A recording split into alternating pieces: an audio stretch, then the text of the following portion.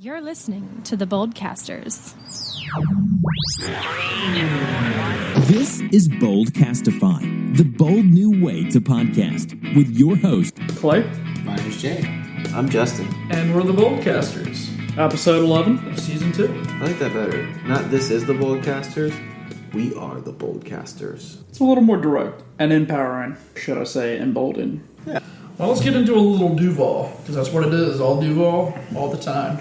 The name of this Boldcasters episode is Bold Changes for Old Places. Let's get underway. We have a Riverside establishment that's now on the outs. High Pines. We talking about Cosy Tea? That's what we're talking about. I thought you guys were talking about the Italian restaurant that just closed down there too. And that's the other one. Pizza place is gone. Cozy Tea's gone.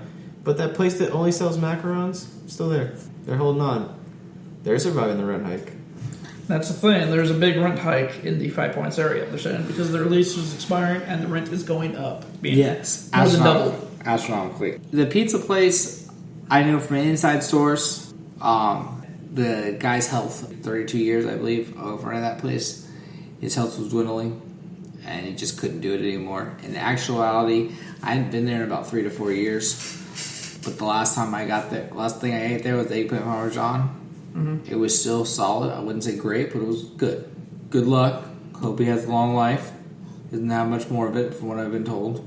Ouch. I think that there's definitely room for a buy the slice pizza place in Riverside. Yes, there is. And that's in 5 points. In 5 points. I guess the big announcement, Biggie's Pizza, moving right in. Biggie's Pizza? Yeah. From Beaches. That's great news. Yep. Moving in right behind it. They're going to retrofit it, and they should be open by the end of the summer, I believe. And that's the real sign of a health of a neighborhood is a building comes open, how long does it take to fill it? Look at You Hamburger figured something Mary's. would be in there. Yeah. Blind Rabbit closed within a month. It's like, okay, gonna be Hamburger Mary's. A scaled down one. Well, how big do they have to be? Well, whatever. They filled it up real fast.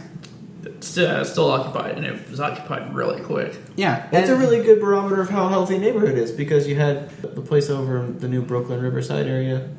Yes. The Wankster Panera Bread. Yeah. Corner Bakery. It closed, and then it was like a couple months. They announced what's replacing it, but it still hasn't moved in. Right. Okay, so Brooklyn's on that level.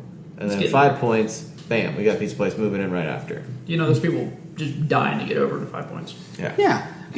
You got places like Hopfinger that are like signed a 10-year lease. Yeah. That's bold. I don't really understand that, but hey, more power to them. Well, they put a lot of money into it, so. Yeah. Hoptinger is the face of the changing landscape, for Yeah. better or worse. It serves a lot of needs. For me personally, I can imagine. I'm kind of cool with it. But the only thing... I'm worried about 5 points losing some of its charm. Yes, I'm kind of worried about that myself. I'm only worried a little bit, though, because I've seen that shopping center change so much over the years. Yeah, and it's still 5 points. Cozy Tea wasn't even... That wasn't the original Cozy Tea shop. It's moved like three shops down. A lot of places in that area have moved, but it's still some of the businesses themselves remain in the same general area or ownership. It still has a different nature than what it was even 10 years ago, especially. Oh, and I know especially some folks 5. are complaining about Hoptinger. I felt like, 5 points was going to lose what it was when Fuel closed. But, it's still 5 points. I think it'll always have a different feel for people our age, people that are our parents' age, and people that are younger than us, the hipster crowd, I guess you could say. I missed the teal manatee. And then the generation after us. It's going to be totally different for them. So generally you're saying it's different for every generation. We all grew up in the Club 5 era. I remember seeing Strung Out and Limp Bizkit there. Freaking across the street, Fuel Coffee House. I remember eating cheesecake, watching freaking Atreyu or something. Yeah, I think Norma Jean played there. Norma Jean or something. From show to show to show Oh to yeah, show. multiple times. And I understand, like we discussed earlier, it's the neighborhoods moving on up. Well, yeah, the thing is, the entire neighborhood, Riverside as a whole, is, I won't say kind of modernizing, but it's just changing its style. Yeah, it's evolved, but it's still got some basic weird level 5 points. It's got some basic level charm to it that I don't think is ever going to go away. No. It still has places like Alewife that exist in 5 Points and probably only exist in 5 Points. Like, I don't see that concept being many other places in Jacksonville. It's still unique. 5 Points it's definitely still a unique needs to be unique. So it's still got that. To be honest, that's pretty new. I'd even say it's got more unique stuff than Alewife. I definitely get the point where you're going with it. Now it's just got a sports board too. But yeah, Riverside, 5 Points is I was definitely going with that. still an area that sets Jacksonville apart. It definitely still has the charm, even though Avondale has a little more of the class. I think that's why it was more meant to be an eclectic group of people, and Avondale is supposed to be the upper class. And so basically, it's kind of like your, I don't want to say it, but a little bit of a lower end San Marco in some aspects. Lower end San Marco? That's the way it's always been compared. I think that's unfair. It is. I'm just saying. That's what it's always been compared to. 5 Points? Riverside as a whole. Oh, 5 Points has always been cooler than San Marco. What punk rock show have you seen in San Marco? Say Jackrabbit. I guess it's a bit of a walk. Wow. It's still San Marco. Wow, he doesn't like walking all of a sudden. Apparently, yeah. And that's usually I'm me. taking the Jason stance on this. Argumentative. No, anti-walking. I caught on that one, Clay. Still San Marco. I'm glad that these places aren't staying vacant whenever someone's No. That's the thing. It's definitely because a new golden age for Riverside right now. because between Fuel, Hot Tanger coming in, it was a long freaking time, at least 8 years. Oh yeah, That building is still Could have done vacant. and there's many opportunities up there, but no one ever made anything come to fruition. Speaking of Riverside, you got Motion Sweets, which is actually going to start trying to give breakfast a go. Or currently they open at 11:30 a.m. Dang, I could Breakfast seems like a weird option at 5 I Points. could take a macaron biscuit sandwich or something. I'll tell you what. 5 Points is not the first thing that pops in my mind for breakfast. It's usually like a lunch dinner option. I thought they had some good choices. However, my favorite breakfast taco ever is in 5 Points. A brew. Fancy.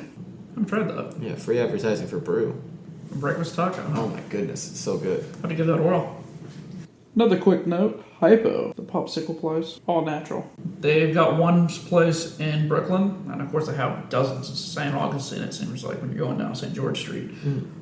They're also taking their talents to San Marco.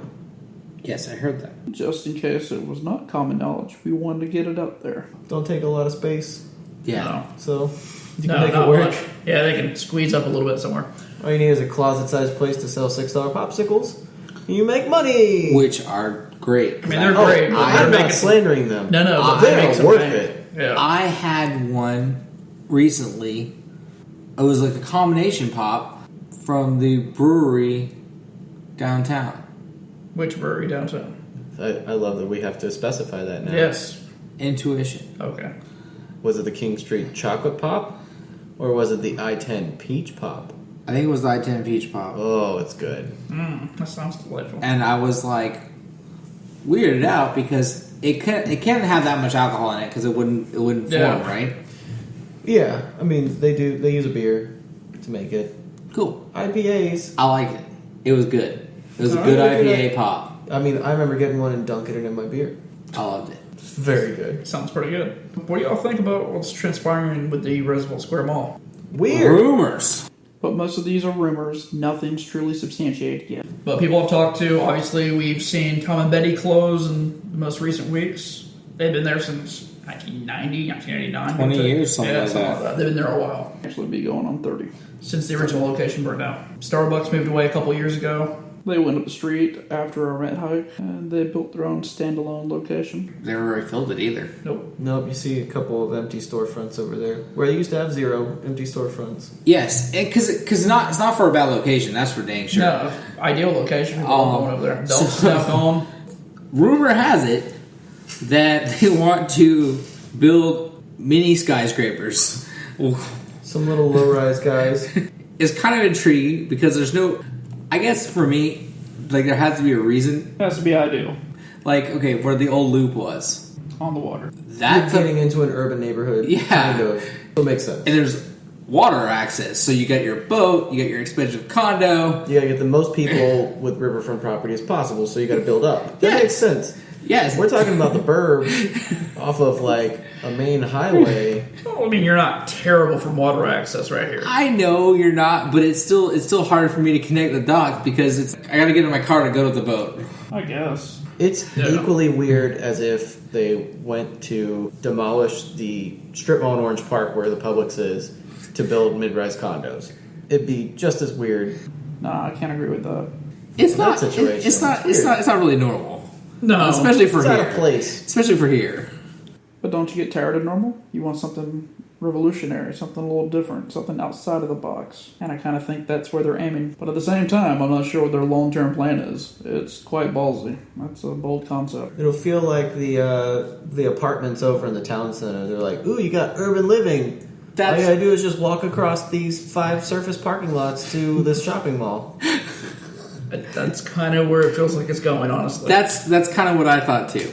I don't know. I guess that's a step in the right direction. Well, they're even ditching the Charles and George car wash. Yes, George Car Wash is. Because we've heard from a reliable source it's going to be replaced with a PetSmart. Okay.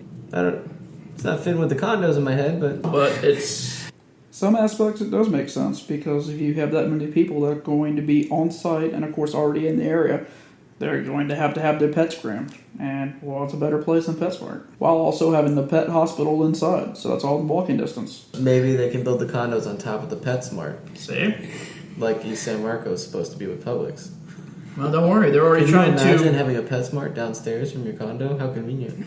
It helps you guys substantially to have a very finicky dog.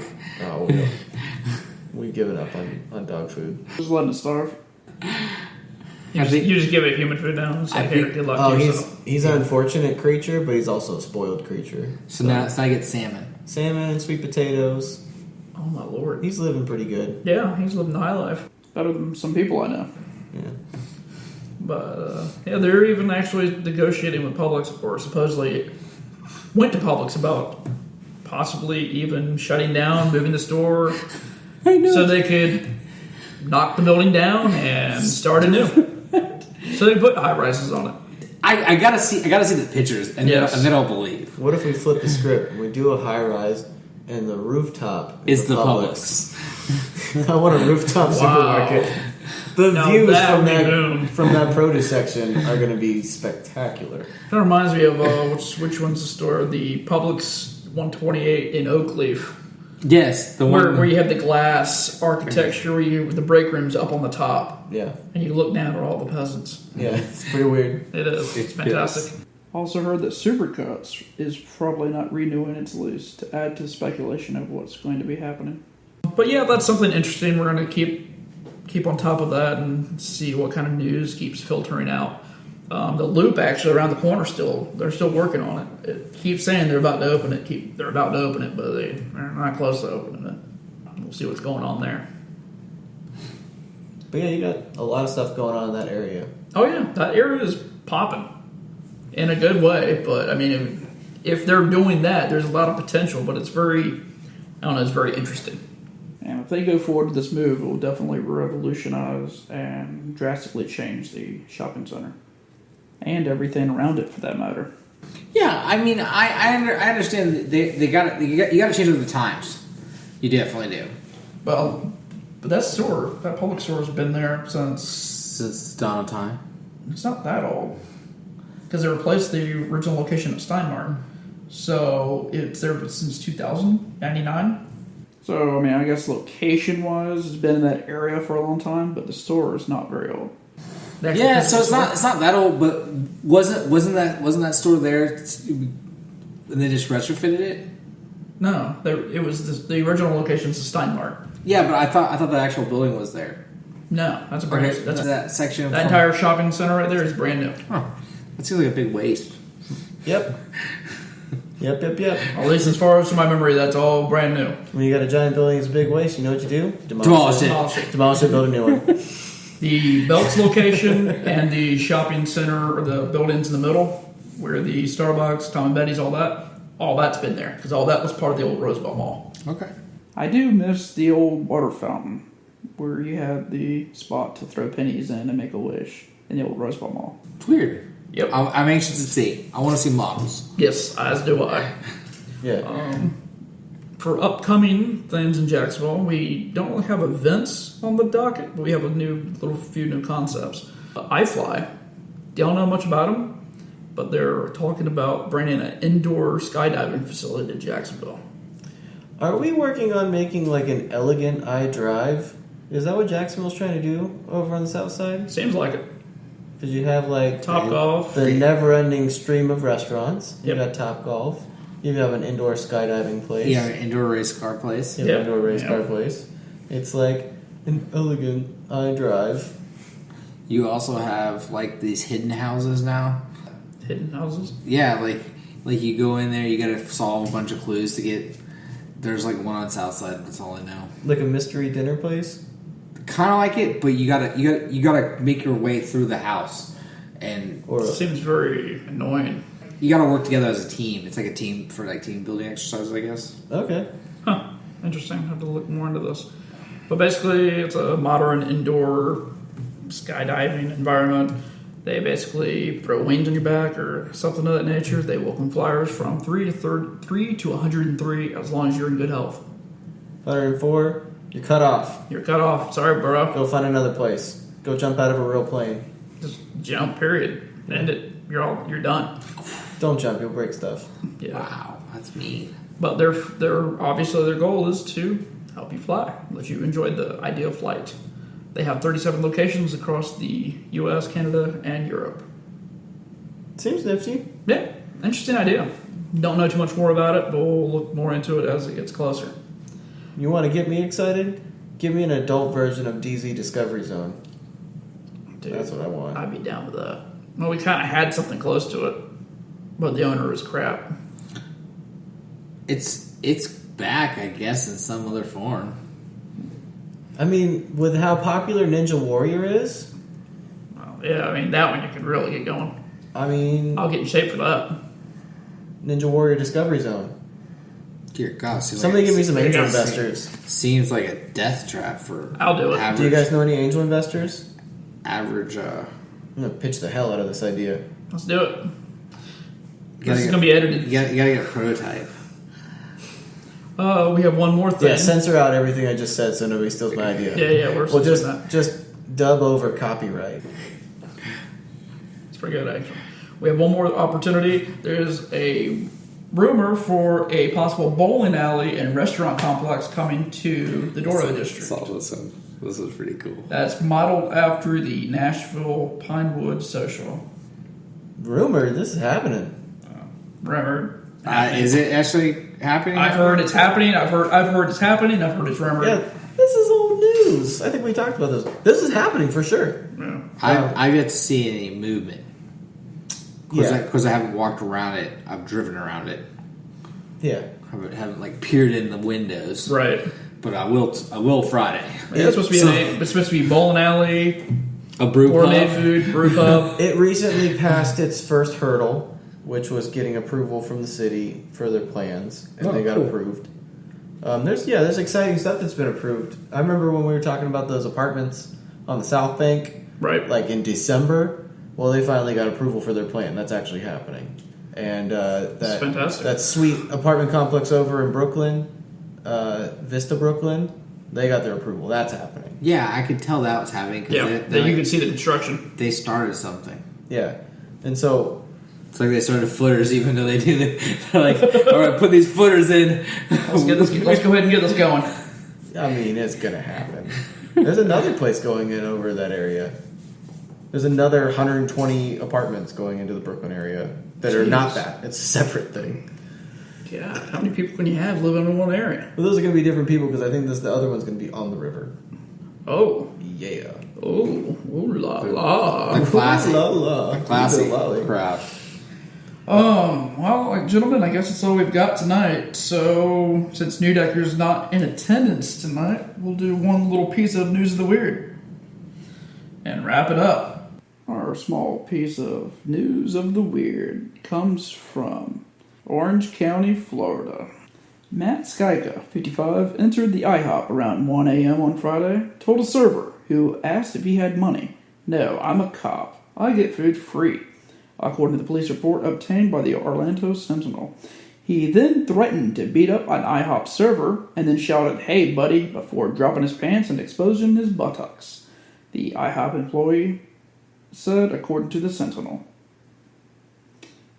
That's Florida for you. And that's your news of the weird. With that being said, folks, we're going to wrap this episode up. And be sure to tune in next week for our all-craft edition, Craft Jacks. We're going to talk nothing but craft beer on this next episode of Boldcasters. So don't miss it. Be sure to tune in. Have a great night. Be bold. If this is your first time listening, then thanks for stopping by. This has been a Boldcastify production and is produced just for the people of Duval and beyond.